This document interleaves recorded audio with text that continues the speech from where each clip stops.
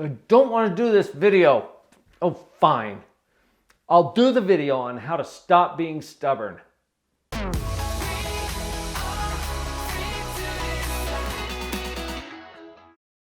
Either you're here because you're having some challenges with stubbornness, like I did as I was starting this video, or maybe somebody referred you to come here. Either way, I think it's helpful to start with the root cause of stubbornness. What causes stubbornness? I'm going to go out on a limb here and suggest that it's pride.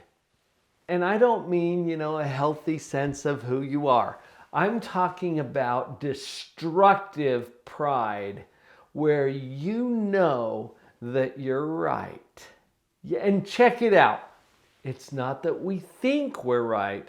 No, we're going to a whole different level. We know we're right.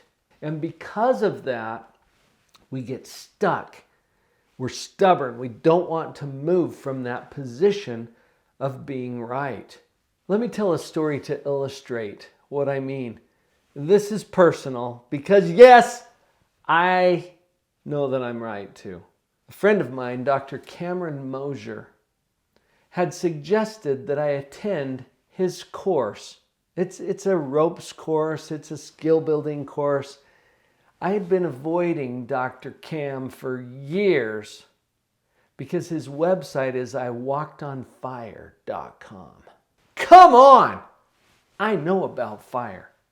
Don't you? I'm not going to walk on fire. That's craziness. Well, Cam told me, Paul, this is going to be a powerful experience for you. You got to come do the course. Well, because of a lot of circumstances in my life, I actually went to his fire walk. Now, think about this for a minute. I'm sitting in the group signing a waiver.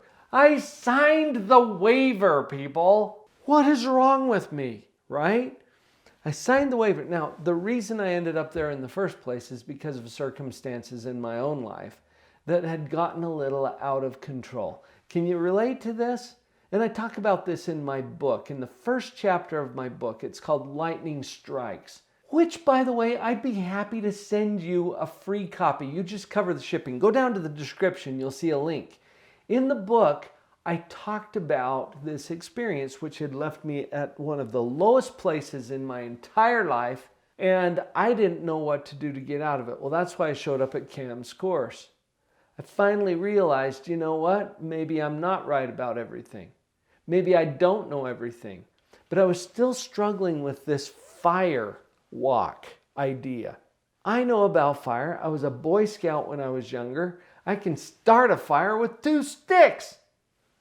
And I know that it'll burn you. I know this because of my experience with fire. Well, you know this too, right? I show up at the firework. I sign the waiver. I'm like, why do we have to sign the waiver? He's like, it's fire. We can't take that kind of liability on. This is weird, right? To make a longer story shorter, I found myself preparing with the other people in that group to actually walk on burning coals in my bare feet. Cam had told me, you know what, Paul? You can walk on burning coals in your bare feet, and your feet remain in perfect condition. And my crap meter's going off. You know, the one that probably went off in your head too.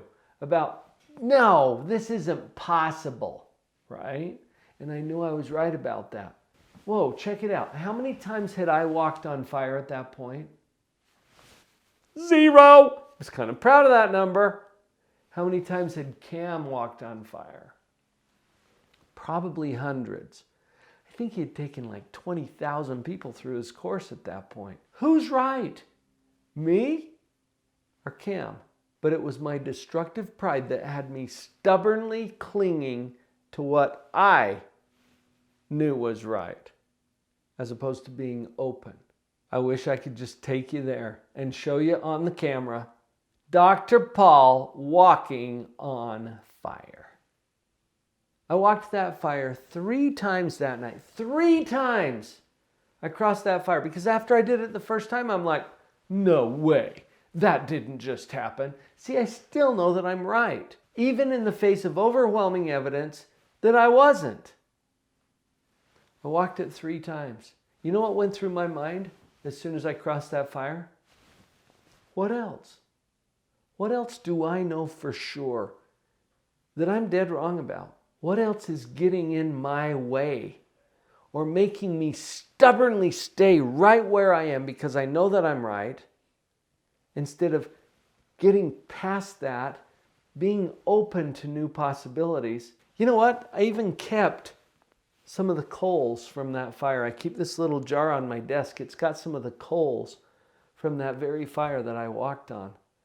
And it's a reminder to me that I need to give up my need to be right in exchange for being open. How powerful is that? So here's what I learned from my fire walk experience. First of all, I'm not right about everything. And I think that's probably the key. Being stubborn is when we hang on to being right. I would much rather now give up my need to be right in exchange for being open. Open to possibilities. Open to new things. Did you know that better is always different? If you stubbornly hang on to what it is, you never get to have an upgrade. Better is always different. By definition, let's give up our need to be right and give up that stubbornness so that we can create new possibilities for ourselves and for everybody around us. I'm glad I have some personal experience to share with you. Sometimes we need to know how to deal with a stubborn child. I did another video on that one. Cue it up next, how to deal with a stubborn child. Just link to it right up there, and I'll see you tomorrow. Standing in the street alone. Her head was down, face locked onto the phone.